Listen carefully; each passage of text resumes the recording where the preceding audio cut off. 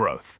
You know, it's pretty much the North Star for every single entrepreneur out there. But what if I told you that the very thing you're chasing, that incredible success, could actually be the thing that brings your entire business crashing down?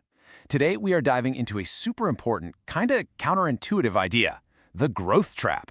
We're going to see how your biggest win can, believe it or not, become your biggest failure. I mean, the source material we're looking at today puts it pretty bluntly. Overtrading can be fatal. So what does that even mean? Well, picture this. You land a massive order, your biggest one yet. Awesome, right? So you hire new people, you buy more materials, you're working around the clock. But here's the catch. You won't get paid for that massive order for, say, 90 days. But your suppliers, your new staff, they need to be paid now. That's overtrading. You're technically making sales, but you've completely run out of cash to pay the bills. It's a total cash flow nightmare, and it's like a silent killer for so many promising companies. And, you know, this really gets to the heart of it, doesn't it? This is what we're calling the growth paradox. The very same thing that gets you out of bed in the morning, your goal, is also your biggest risk. It's a total double-edged sword. So, how in the world do you navigate that? Okay, so let's start by looking outward. As your business starts getting bigger, a whole new set of dangers pops up from outside your company walls. These are the external threats, things related to the market you're in and the money you absolutely need to survive. Now, this is a question every single founder needs to be asking themselves, like all the time. Market research isn't this one-and-done thing you do when you launch. Things are always changing out there, and making big decisions based on old information, it's like trying to drive across the country using a map from 1985. You're pretty much guaranteed to get lost. What's so interesting here is how success basically puts a giant target on your back. Suddenly, those bigger companies that never gave you a second thought, yeah, they're paying attention now. Your customers, who you thought were loyal for life, are suddenly getting tempted by other offers. And then new competitors pop up, and before you know it, your profit margins are getting squeezed from every direction. The whole game just changes. Let's talk about money, because you can have the best product, the best team in the world, but if you run out of cash, it is game over. Seriously, think of cash flow as the oxygen for your business. When you're growing, you need more and more of it just to breathe. Without it, even the most amazing opportunities will just suffocate. Okay, so what do you do about it? Well, you've got to get an iron grip on your cash. First, that means mastering credit management, making sure customers actually pay you on time. Second, it means optimizing your stock, so your precious cash isn't just sitting on a shelf as unsold inventory. And maybe most importantly, it means you have to plan your financing way ahead of time, not when you're already desperate for it. And here's the thing. All that pressure from the outside, it doesn't just stay out there. It creates this perfect storm of chaos inside your company. If your internal systems and your strategy can't keep up, things start to break, and they break down really fast.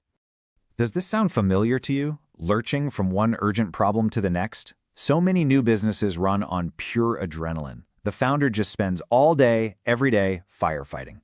And look, that kind of heroic effort might work for a little while, but it is completely, totally unsustainable as you scale. You can't build for the future if you're always trapped putting out today's fire. And check this out. This shows the huge shift you have to make. You have to evolve from that informal, kind of one-person show of a startup to the structured, system-driven approach of a real growth company. It's all about moving from just reacting to problems to proactively building a machine that can actually handle them.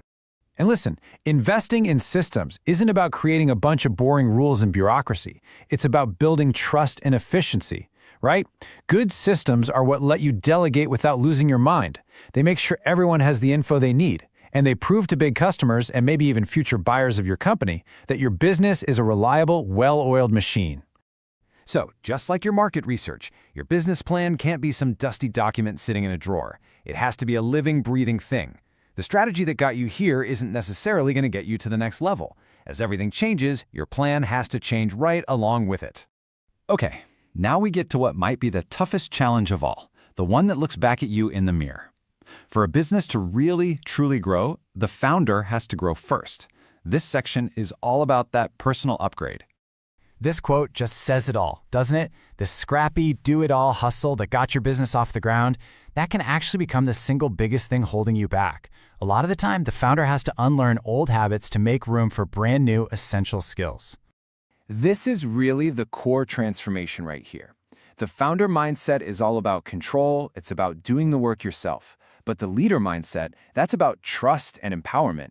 It's a huge shift from being the star player on the field to being the coach that builds a championship team. That means learning to delegate, to really trust your people, and, this one's tough, to actually listen to advice.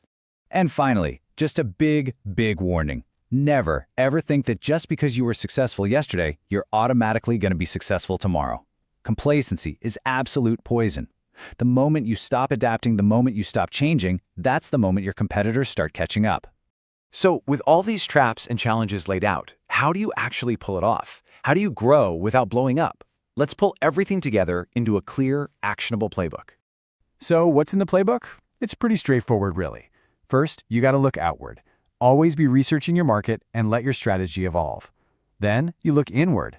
Build those solid systems that let you scale. And finally, you have to look in the mirror. Evolve your own role from founder to leader, and be ready to make the really tough decisions that growth is going to demand. And that brings us to the final, and honestly, the most important point of all. Growth isn't just something that happens to your business, it's something that has to happen inside of you, the leader. Your business is constantly changing, constantly evolving. The real question is, are you?